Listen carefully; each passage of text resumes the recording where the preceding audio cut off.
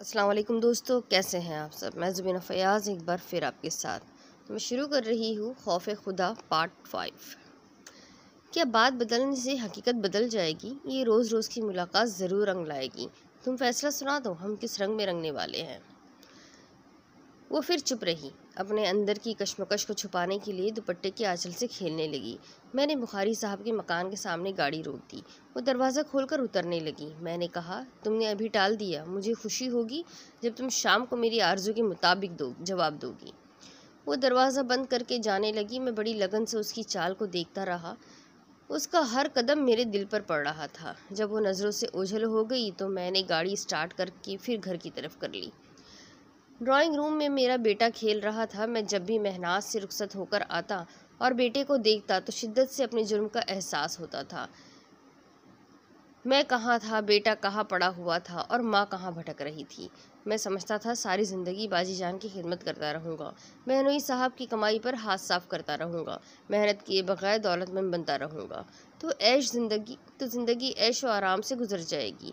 अब पता चल रहा था ज़िंदगी में सिर्फ दौलत नहीं, मोहब्बत के जज्बात और खून के रिश्ते भी अहम होते हैं।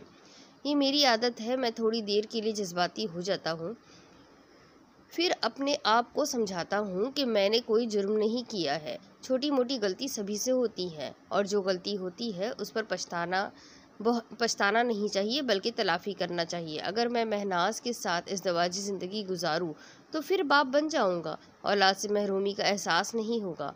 बिछड़ी हुई शरीक हयात भी साथ रहा करेगी। जब हम खुशहाल रहा करेंगे, हमारा मुस्तकबिल शानदार होगा। हमारे बच्चे आला तालीम हासिल करेंगे, कामयाब बिजनेसमैन बनेंगे, तो महनाज के साथ होने वाली एक एक ज़्यादती की तलाफ़ी हो जाएगी। मैंने दोपहर का खाना बाजी जान के साथ खाया, फिर होटल में आ गया। शाम के 7 बजे महनाज को फ़ोन किया।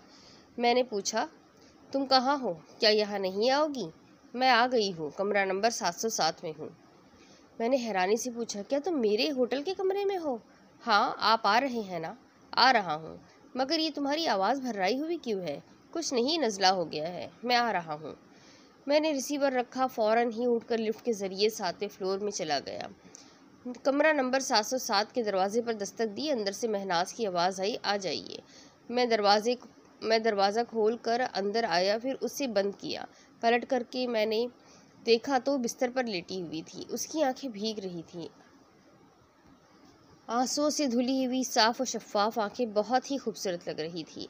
उसने कसम खाई थी कि आंखों को कभी रोशनी मिलेगी तो वो आंखें सबसे पहले अपने महबूब को दिखाएगी, और जब तक नहीं दिखाएगी उन आंखों को सियाह ऐनक में छुपाए रखेगी। लेकिन आज उसने वो ऐनक उतार दी थी। मुझे पूछना चाहिए था, वो सियाह ऐनक क्यों उतर गई? लेकिन इससे ज़्यादा ये सवाल ज़रूरी था कि वो रो क्यों रही है। उसने कहा, मैं अपनी ज़िल्लत पर रो रही हूँ। मैंने पूछा, कैसी ज़िल्लत? यही कि मैं प्यार के काबिल नहीं हूँ। अगर होती तो मुझसे प्यार जताने वाला दुनिया की ठोकरों में छोड़ कर ना जाता। आप इंसाफ से बताएं, क्या मैं हसीन नहीं हूँ? क्या मैं जवान नहीं हूँ? मैंने कहा, शायर हुस्न को चांदनी, जवानी को कंवल से तशबीह देते हैं, लेकिन मैं कहता हूँ, चांद तुम्हारा हुस्न चुराता है और कंवल तुम्हारी जवानी से भीख मांगता है। कहने को तो मैं रवानी से कह गया, फिर एकदम से घबरा कर एक कदम पीछे हट गया।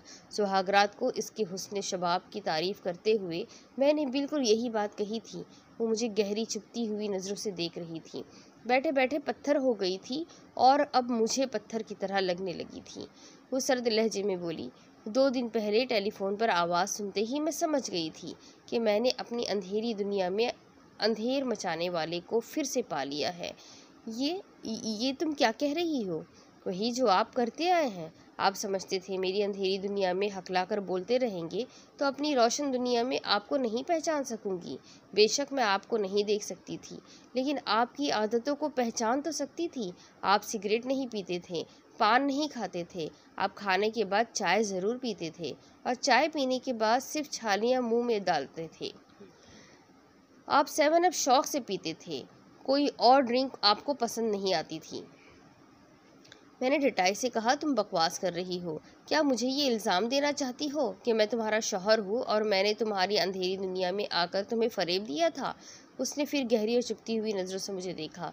उसके बाद बोली, क्या आप मेरे साथ आरिफ वाला चलेंगे? मैंने नागवारी से कहा, मुझे कहीं जाने की ज़रूरत नहीं है। मैं जानती थी आप इनकार करेंगी, इसीलिए तन्हा आरिफ वाला गई थी। मैंने अपनी ज़मीनें 1 बरस पहले ही फ़रोख्त कर चुकी थी। वहाँ मेरे कुछ हमदर्द है, आरिफ वाला के काउंसलर, स्कूल के हेडमास्टर, म्यूनसिपल के चेयरमैन और वहाँ के पटवारी साहब, सभी ने आपको वहाँ 4 माह तक देखा है। मैं उनके पास गई थी, उन्हें अपनी मजबूरियाँ बताई कि आपको वहाँ ले जाकर शनाख्त नहीं करा सकती क्योंकि आप बहुत बड़े आदमी हैं। फिर ये कि आप मेरे शौहर गुलाम हुसैन साबित ना हुए तो मुझे आपके सामने बड़ी शर्मिंदगी भी होगी, लिहाजा मैं चुपचाप तस्दीक करना चाहती थी। आपकी तस्वीर भी हासिल ना कर सकी थी। जब उनको ये बातें बताई तो स्कूल के हेडमास्टर साहब मेरे साथ लाहौर आने पर राज़ी हो गए। उन्होंने कहा, मैं देखते ही पहचान लूँगा, अगर ये वही शख्स होगा जिसने तुम्हारे साथ शादी की थी तो मैं यहाँ आकर काउंसलर साहब को और पटवारी साहब को वगैरह को आकर बताऊँगा। फिर उसके खिलाफ कानूनी कार्रवाई करने के सिलसिले में इक़दामात किए जाएंगे। इसकी बातें सुनकर मेरे होश उड़ रहे थे। मैं समझ गया कि शिकंजे में आ रहा हूँ या शायद आ चुका हूँ। वो कह रही थी। मैंने हेडमास्टर साहब से इल्तिजा की कि वो आपके सामने ना आए, दूर ही दूर रहकर पहचान लें, फिर मैं उनसे बाद में मुलाकात करूँगी। लिहाजा उन्होंने आज सुबह अनारकली में आपको देखा और पहचान भी लिया। ऐसे कहते वक्त वो गहरी गहरी सांसें ले रही थी और कह रही थी, जब उन्होंने तस्दीक कर दी तो मैं क्या बयान करूं। मुझे किस तरह अपनी ज़िल्लत का एहसास हुआ। क्या मैं कोई बाजारी औरत हूं जिससे आप 4 माह तक खेलते रहें, उसका भारी मुआवजा दिया क्योंकि आप रईस आज़म हैं? क्या अब भी आप इनकार करेंगे कि मुझ अंधी से आप शौहर नहीं बल्कि गाहक बनकर मिले थे? गुब्बारे से हवा निकलती है, मेरे अंदर से खुशफहमी का गुब्बार निकल गया। मैं शिकस्त खुर्दा अंदाज में कुर्सी पर बैठ गया। वो बोली, हेडमास्टर साहब वहाँ से कुछ मोअज़्ज़िज़ अफराद को यहाँ लाना चाहते थे, लेकिन मैंने मना कर दिया। मैंने पूछा, आप लोग क्या करेंगे? ज़्यादा से ज़्यादा कानूनी कार्रवाई करेंगे, अदालत से मेरे हुकूक दिलाएंगे। मेरा क्या भला होगा? अदालत मेरे हुकूक तो दिला सकती है, मेरे शौहर की मोहब्बत तो नहीं दिला सकती। उसने पहले भी मुझसे अदावत की, आज भी सामने रहकर अदावत कर रहा है। क्या अदालत का फ़ैसला उसके दिल से ये अदावत निकाल सकता है? अगर ऐसा नहीं हो सकता तो मैं ऐसे शख्स को अदालत से लेकर क्या करूँगी जो सिर्फ नाम का शौहर होगा, मजबूरन शौहर के फ़राइज़ अदा करेगा लेकिन मोहब्बत से नहीं करेगा। वो औरतें और हैं जो मोहब्बत के बगैर जी लेती है। मैं एक पल भी ऐसे शख्स के साथ नहीं रह सकती जो मुझे जलील, कमतर और बिकाऊ माल समझता है। मैंने झिझकते हुए कहा, तुम कभी यकीन नहीं करोगी, लेकिन अल्लाह जानता है मैंने तुमसे फ्रॉड करने के बावजूद दिलो जान से मोहब्बत की है। मैं तुम्हें छोड़कर आने के बाद कभी सुकून से नहीं रहा। तुमने इन 2 दिनों में खुद महसूस किया होगा, समझा होगा कि मैं तुम्हें दिल से चाहता हूँ, लेकिन अपने जुर्म को भी छुपाता आ रहा हूँ। इसलिए कि मैं शर्मिंदा हूँ। मैंने सोचा था कि हर माह 10,000 रुपये भेजता रहूँगा, तुम्हारी आंखों की रोशनी दिलाऊँगा तो मेरी गलतियों की तलाफ़ी हो जाएगी। ये तुमने बाजारी अंदाज में सोचा। तलाफ़ी करना चाहते तो रकम ना देते, मोहब्बत देते। छोड़कर चले गए थे और पछता रहे थे तो मोहब्बत से वापस आते। तुम नहीं आए, मैं फिर तुम्हारी ज़िंदगी में आ गई। अब भी तुमने वही फ़रेब किया, एक शौहर बनकर मुझे तलब नहीं किया। तुम शरीके हयात की तौहीन कर रहे हो। क्या समझते हो महबूब बनकर, एक नए आशिक बनकर तलब करोगे तो मुझे खुशी होगी? मैं सच कहता हूँ, अपनी गलतियों पर इस कदर शर्मिंदा हूँ कि एक शौहर की हैसियत से तुम्हारे सामने नहीं आना चाहता था। आप जिसे गलती कह रहे हैं वो बहुत बड़ा जुर्म है। आपने जुर्म किया है, मुझसे शादी की, मुझसे इज़्दवाजी रिश्ता कायम किया और उस वक्त तक साथ रहे जब तक मैं माँ बनने की खुशखबरी नहीं सुनाई। इधर मैंने खुशखबरी सुनाई, उधर आपने परदेश जाने की बुरी खबर सुना दी और चले गए। मैं मालूम करना चाहूँगी आपने ये जुर्म क्यों किया? आखिर ये क्या ड्रामा था? इस ड्रामे के पीछे आपका क्या मकसद था? मैंने उससे नज़रें चुराते हुए कहा, एक बार मेरा बिस्मिल्ला बस्ती से गुज़र हुआ था, वहाँ मैंने तुम्हें देखा था और उसी वक्त इरादा किया था कि तुम्हें हासिल करना है।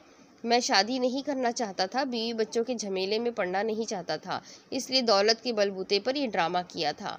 आप मुझसे कब तक झूठ बोलते रहेंगे? इसीलिए तो कहती हूँ, क्या अदालत का फैसला आपकी ज़बान से वो झूठ धो सकता है जो आप मुझसे बोलते जा रहे हैं और आइंदा भी शायद बोलते ही रहेंगे? तुम एक बार मुझसे धोखा खा चुकी हो, इसलिए मुझ पर भरोसा नहीं कर रही हो। आप बातें बनाएंगे मगर सच नहीं बोलेंगे। चलिए इस बात का जवाब दीजिए, आप मुझे छोड़कर चले गए तो आपके वालिदैन मेरे पास क्यों रह गए? वो भी चले जाते, आपकी हवस तो पूरी हो चुकी थी, फिर वो मेरे बच्चे की विलादत तक मेरे पास क्यों रहे? मेरा सर घूम रहा था, दिमाग में सनसनाहट सी हो रही थी। मैं अपने आप को संभालते हुए पूरे होश हवास में रहने की कोशिश कर रहा था। मैंने जवाब दिया, बेशक मैंने तुम्हें छोड़ दिया था, लेकिन हमारे दिल में अल्लाह का खौफ है। हम नहीं चाहते थे कि तुम्हारी ज़िंदगी के वक्त तुम यारो मददगार रहो। तुम्हारे बूढ़े बाबा तन्हा कुछ नहीं कर सकते थे, तुम्हें मोहल्ले की औरतों का मोहताज रहना पड़ता। इसलिए मेरे माँ बाप ने तुम्हारी ज़िंदगी होने और आंखों की रोशनी मिलने तक साथ दिया, फिर आंखों की पट्टी खुलने से पहले चले आए। यानी आपके दिल में और आपके माँ बाप के दिल में अल्लाह का खौफ है। आपने पहले मुझसे बुराई की, फिर अल्लाह के खौफ से नेकी कमाई। वो कैसे माँ बाप है, कैसे बुजुर्ग है जो आपकी बुराई में शरीक रहे? मैं उनसे ज़रूर मिलना चाहूँगी। वो इस दुनिया में नहीं रहे, वो नहीं रहे। फिर मेरे बच्चे को कहाँ छोड़ गए हैं? मैंने एकदम से चौंक कर सर उठाया, उसे देखा, नज़रें मिलते ही फिर आंखें झुक गई। मैंने अनजान बनकर पूछा, किस बच्चे की बात कर रही हो? मैं अपने बच्चे का पूछ रही हूँ।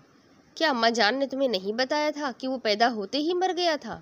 मरेंगे उसके दुश्मन। मैं पहली और आखिरी बार समझा रही हूँ, मेरे बच्चे के बारे में झूठ ना कहना।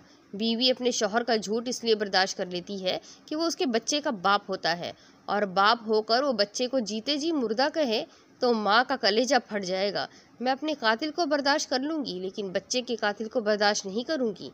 तुम जानती हो जच्ची के वक्त मैं नहीं था। मुझे जो बताया गया वही कह रहा हूँ। अगर तुम कहती हो हमारा बच्चा जिंदा है तो मेरे लिए इससे बढ़कर खुशी की बात और क्या हो सकती है?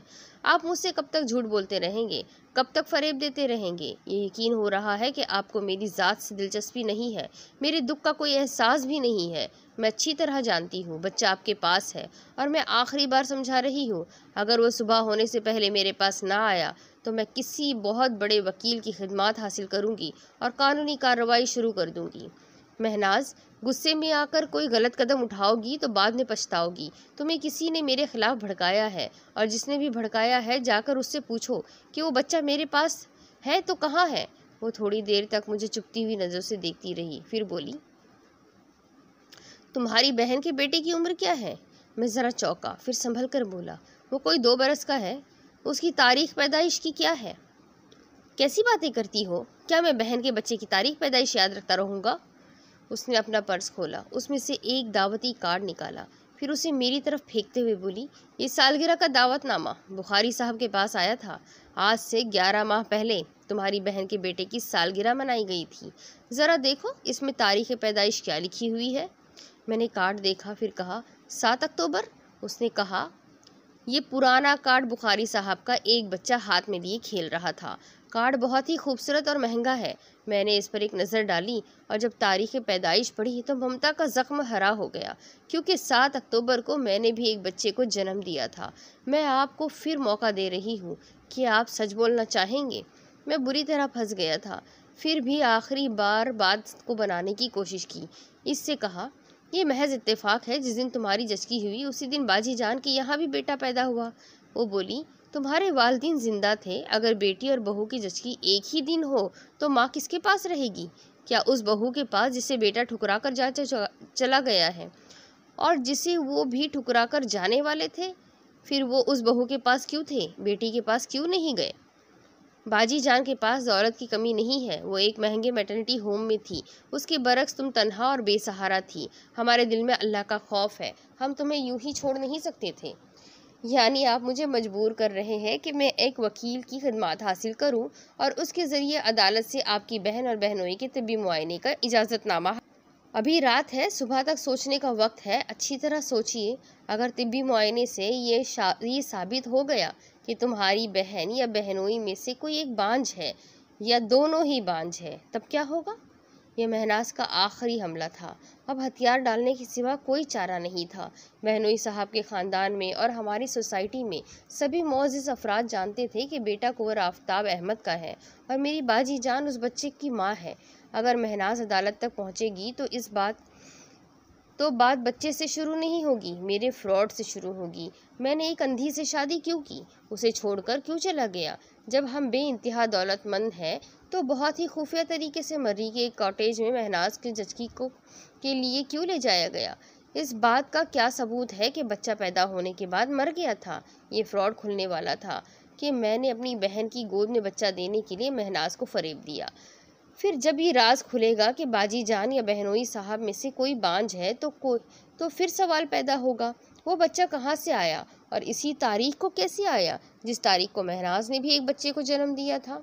मैंने एक गहरी सांस लेकर उसे देखा, फिर कहा, तुम जीत गई, झूठ हार गया। मेरी ज़ात से तुम्हें जितनी तकलीफ़ें पहुंची है मैं उसकी सज़ा पाने को तैयार हूँ, लेकिन एक इल्तिजा करता हूँ, खुदा के लिए अदालत तक ना जाओ, कोई ऐसा कदम ना उठाओ जिससे मेरी बाजी जान का दिल टूट जाए। वो बच्चा उनकी जान बन गया है। बच्चा सिर्फ अपनी माँ की जान होता है। क्या आपको मेरे दिल के टूटने का एहसास नहीं है? मैं सीधी और साफ बात कहती हूँ, मुझसे किसी किस्म की इल्तिजा ना करें, कोई बात बनाने की कोशिश ना करें। मेरा सिर्फ एक ही मुतालबा है और वो है मेरा बच्चा। मुझे वो मिल जाएगा तो मैं भूल जाऊंगी कि आपने मुझ पर क्या क्या सितम ढाए हैं। हम आज भी मियाँ बीवी हैं, हम प्यार और मोहब्बत से रहेंगे तो अल्लाह ताला हमें और भी बच्चे देगा। वो सर्द लहजे में बोली, मुझे मेरा बच्चा चाहिए। मैं कह चुकी हूँ, बातें बनाने की कोई ज़रूरत नहीं है। प्लीज़ मेरी मजबूरी समझो। मैं वो बच्चा तुम्हें कैसे दे सकता हूँ? ऐसे ही दे सकते हैं जैसे मेरे पास से ले जाकर बहन को दिया था। अगर आप चाहते हैं कि कोई अदालती कार्रवाई ना हो, मैं कोई झगड़े वाली बात ना करूं, अगर आप डरते हैं कि आपकी बहन और बहनोई कोई झगड़े वाली बातें करेंगे या बच्चे को ले जाने से बहन का दिल टूट जाएगा, तो आप उसे चुपचाप उठा कर ले आए। ये क्या कह रही हो? कोई अनोखी बात नहीं कर रही हूँ। आपकी अम्मा जान ने मेरे बच्चे को अगवा किया था, आज आप उसी को अगवा करके मेरे पास ले आए। तो मुझसे ऐसा काम लेना चाहती हो जो मैंने पहले कभी नहीं किया। मैं कितनी बार याद दिलाऊं, बातें बनाने का फन तुम्हारे काम नहीं आएगा। मुझे बच्चा चाहिए और सुबह होने से पहले चाहिए। उसके तेवर बता रहे थे वो बच्चे के मामले में मेरी एक बात भी नहीं मानेगी, अपनी बात मनवा कर ही रहेगी। मैं आहिस्तगी से उठकर खड़ा हो गया, धीरे धीरे चलता हुआ एक दीवार के साथ यूँ लग गया जैसे सर टकराने का इरादा हो। मेरी हालत ही ऐसी थी, या तो मुझे एक माँ का मुतालबा पूरा करना था या फिर सर टकरा टकरा कर मर जाना था। मैंने कहा, बच्चा हर हाल में तुम्हारा है, तुम हर हाल में उसे जीत रही हो, कोई तुम्हारे रास्ते में दीवार नहीं बन सकेगा। फिर गुस्से में जल्दबाजी क्यों कर रही हो? मुझे कुछ तो सोचने की मोहलत दो, ताकि मोहलत मिलते ही तुम फ्रॉड का फिर कोई रास्ता निकाल सको। तुमने हमें हर तरफ से जकड़ लिया है, कानून तुम्हारा साथ देगा, आरिफ वाला के मुअज़्ज़िज़ अफराद तुम्हारा साथ देंगे। मेरे बहनोई इस मामले को अदालत में ले जाना पसंद नहीं करेंगे। मेरी बाजी जान कभी तिब्बी मुआयने के लिए राज़ी नहीं होंगी। इस तरह उन दोनों की इंसल्ट होगी, बात रिश्तेदारों तक पहुंचेगी। पता नहीं वो अदालत से मुकर्रर किए जाने वाले डॉक्टर को ख़रीद सकेंगे या नहीं। वो एक बच्चे को अगवा करने का जुर्म करने और बदनाम होने का ख़तरा मोल लेना पसंद नहीं करेंगे। तुम्हें यकीन हो जाना चाहिए, अब हम में से कोई तुम्हारे साथ फ्रॉड नहीं कर सकता। मुझे पूरा यकीन है, लेकिन हम जिस दौर में जी रहे हैं वहाँ कोई भी दहशतगर्द गोलियां चलाता हुआ, कत्ल करता हुआ गुजर जाता है और इसकी कोई वजह नहीं होती। कत्ल होने वाले बेचारे बेकसूर होते हैं, मैं भी बेकसूर हूँ। आप मुझे किसी से कत्ल करा सकते हैं? आजकल बेचारी बीवियाँ गहरी नींद सोती हैं, शौहर आते हैं, हथौड़े मार मार के उसे हलाक कर देते हैं, फिर अदालत में बयान देते हैं बीवी बच्चलन थी और शौहर ने गैरत में आकर उसे कत्ल कर दिया। तुम अपनी बहन की गोद आबाद रखने के लिए अदालत में मुझको बेगैरत कह दोगे तो ये सारा किस्सा ही बदल जाएगा। आरिफ वाला के मुअज़्ज़िज़ अफराद मेरे हक़ में गवाही देंगे, लेकिन आप इसी बयान पर साबित कदम रहेंगे कि मेरा किरदार मशकूक था, इसलिए छोड़कर चले आए। 3 बरस बाद मैं फिर अपने लोगों की गवाहियाँ पेश करके जबरन आपकी शरीक हयात बनकर रहना चाहती हूँ। इसलिए आपने मुझे कत्ल कर दिया। आपके एतराफ़ जुर्म के बाद मामला भी टल जाएगा और ये केस बच्चे तक नहीं जाएगा, क्योंकि बच्चे का दावा करने वाली को आप कत्ल कर चुके होंगे। मैंने झुंझलाकर कहा, मैंने आज तक एक चूटी नहीं मारी और तुम मुझे कातिल समझ रही हो? हाँ, आप भला चूटी क्यों मारेंगे? वो तो एक चुटकी से मसलते ही मर जाती है। आपको तो तड़पा तड़पा कर मारने में मज़ा आता है। क्या मैं 3 बरस से आपकी दरिंदगी नहीं देख रही हूँ? मैंने घड़ी देखी, रात के 10 बजे थे। वो कहने लगी, मेरे फैसले पर गौर करने और अमल करने के लिए पूरे 12 घंटे हैं। कल सुबह ठीक 10 बजे मैं किसी वकील के पास जाऊंगी। मुझे यकीन है मैं आपकी अदावतों के बावजूद जिंदा रहूंगी। अगर किसी साजिश के तहत मारी गई तो मेरी मौत आपके पूरे ख़ानदान के लिए मुसीबत बन जाएगी। मैंने हेडमास्टर साहब को एक लिफाफा दिया है, उस लिफाफे पर मोहर लगा दी है और ताकीद की है, जब तक मैं जिंदा हूँ उस लिफाफे को ना खोला जाए। मेरी मौत के बाद उसे खोलकर कानूनी कार्रवाई की जा सकती है। मैंने उसके अंदर एक तफसीली ख़त लिखा है, अपनी पूरी रवादात बयान की है और ये वाज़ेह तौर पर लिखा है कि मेरे शौहर ग़ुलाम हुसैन, उनकी बहन और बहनोई के पास मुझे बच्चे से महरूम रखने का एक रास्ता है कि वो मुझे कत्ल कर दें या किसी से कत्ल करा दे। लिहाजा मेरी मौत की जिम्मेदार यही 3 अफराद होंगे। मैं इससे आगे ना सुन सका, तेज़ी से चलता हुआ कमरे से निकल गया। उसने मुझे आवाज़ नहीं दी, वापस नहीं बुलाया। वो जानती थी मैं हर हाल में वापस आऊँगा और बच्चे के साथ ही आऊँगा। वो अपने मामले में हर तरह से मजबूत थी और पूरी तरह तैयार होकर आई थी। जिनकी शादी हो चुकी है और जिनकी कोई कमज़ोरी उनकी बीवी के हाथ आ गई है, वो मेरी हालत समझ सकते होंगे। ऐसे वक्त वो अपने मियाँ को हर तरह से मजबूर करके अपनी बात मनवाती है। तब इतना गुस्सा आता है, इतना गुस्सा आता है कि जी चाहता है वो गहरी नींद में हो तो उसके सर पर हथौड़े मार मार कर मार डाला जाए। माना कि हम खतावार होते हैं, हमसे बहुत बड़ी बड़ी गलतियां भी हो जाती है या बहुत बड़ा जुर्म भी हो जाता है, लेकिन इसका मतलब ये तो नहीं है कि बीवी सर पर चढ़ जाए और अपना हर हुक्म जूते मार कर मनवाए। मैं होटल से बाहर आया, अपनी कार में बैठा, फिर आहिस्ता आहिस्ता ड्राइव करता हुआ बाजी जान की तरफ जाने लगा। मेरी निगाहों के सामने उनका चेहरा घूम रहा था। मैं सोच रहा था किस तरह उन्हें अपने बच्चे से महरूम करूं। वो बहुत रोएगी, मैं उनकी आंख में एक आंसू भी नहीं देख सकता था। इनसे सिर्फ खून का रिश्ता नहीं था, उनसे वफादारी भी शर्त थी, क्योंकि बरसों से उनका नमक खा रहा था। लेकिन ये बहन के लिए जज्बात में आने का वक्त नहीं था। फैसला ये करना था कि अपने बच्चे को वहाँ से चुरा कर ला सकता हूँ या नहीं। कोई चीज़ चुरा कर ले जाना मेरे लिए कोई बड़ी बात नहीं थी।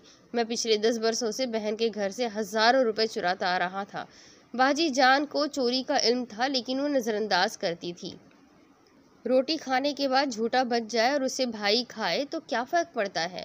उनकी नज़रों में 1000-2000 की कोई अहमियत नहीं थी। किसी चीज़ की अहमियत हो और उसे चुराया जाए तब उसके खिलाफ इक़दामात किए जाते हैं। मेरा बच्चा उनके लिए बहुत अहम था। उसके ज़रिए उन्होंने अपनी सौकन का रास्ता रोक रखा था। अगर मैं अपने बच्चे को चुरा कर लाता और वो देख लेती तो मुझे घर से निकाल देती, और अगर मेरी चोरी पकड़ी ना जाती, बच्चा महनाज के पास पहुंच जाता, तो मेरे बहनोई साहब के लिए दूसरी शादी का रास्ता खुल जाता। इस पहलू से जिस बहन ने मेरी परवरिश की थी, मुझे दौलतमंद बनाया था, मुझे ऐशो आराम दिया था, मैं उसका घर उजाड़ने जा रहा था। मैंने कोठी के सामने पोरश में गाड़ी रोक दी। मैं इतनी देर में फ़ैसला कर चुका था कि सारी ज़िंदगी का झगड़ा मोल लेने से बेहतर है जिसकी अमानत है उसे वापस कर दी जाए। बाजी जान अब दौलत से, मुकद्दर से और तदबीर से बच्चे को अपने पास नहीं रख पाएगी। वो दौलत के गुरूर में मुकदमा करेगी, महनाज के ख़िलाफ़ मज़ीद साजिशें करेगी, फिर भी अपनी बदनसीबी से नहीं लड़ सकेगी। मैं कार से उतरकर ड्राइंग रूम में आया। सोच रहा था बच्चे को बाजीजान के बेडरूम से निकाल कर लाना बहुत दुश्वार होगा, लेकिन वो ड्राइंग रूम में था और आया उसे बहलाने की कोशिश कर रही थी। मैंने पूछा, क्या बात है? वो बोली, बेगम साहिबा की तबीयत अचानक ख़राब हो गई है, साहब डॉक्टर को लेकर आए हैं, बाबा वहाँ जाने की ज़िद कर रहा है। मैंने बेटे को उससे लिया, फिर पूछा, बेटे आइसक्रीम खाओगे? वो रोते रोते चुप हो गया, फिर बोला, हाँ मामा आइसक्रीम खाऊंगा। मैंने उसे गाड़ी में लाकर अगली सीट पर बिठा दिया। बाजी जान को ज़रा सी छींक आती तो मैं तड़प कर पूछता था, डॉक्टर को बुलाऊं? लेकिन आज मैंने बेडरूम में जाकर उनकी तबीयत नहीं पूछी थी। डॉक्टर के आने का मतलब यही था कि ज़्यादा ही तबीयत ख़राब है, लेकिन ये मिजाज पुरसी का मौका नहीं था। मैंने मौके से फ़ायदा उठाया, उसे सीधा महनाज के पास ले आया। उसने बच्चे को देखा तो चंद लम्हे तक दूर ही से देखती रह गई। ये वो बच्चा था जो पैदा होते ही उससे बिछड़ गया था। उसने आज तक इसकी एक झलक भी नहीं देखी थी। वो 3 बरस के बाद देख रही थी और यकीन कर रही थी कि उसके लिए तख्लीक के कर्ब से गुज़रती रही थी। ये वही है, उसके पर्स के पास सालगिरह का दावतनामा पड़ा हुआ था जिसमें हमारे बच्चे की तस्वीर थी। वो दौड़ती हुई आई, फिर उसे गोद में उठा लिया, उसके गालों को, उसकी आंखों को, उसके होठों को, उसकी गर्दन को चूमने लगी। उस वक्त मेरे दिल की गहराइयों से, मेरी रूह की गहराइयों से निदामत उभरी। मैं नादिम होकर एक माँ की दीवानगी को देख रहा था, लेकिन बच्चा उस दीवानगी को नहीं समझता था। रोने लगा। मैंने कहा, तुम इसके लिए अजनबी हो। वो प्यार करते करते ठिठक गई। बड़े दुख से अपने रोते हुए बच्चे को देखने लगी। 3 बरस हो गए और अपना बच्चा उसके लिए अजनबी था। उसने फिर उसे गले से लगाते हुए कहा, मैं सारी अजनबियत ख़त्म कर दूंगी, इतनी ममता दूंगी कि तुम सारी दुनिया को भूल जाओगे।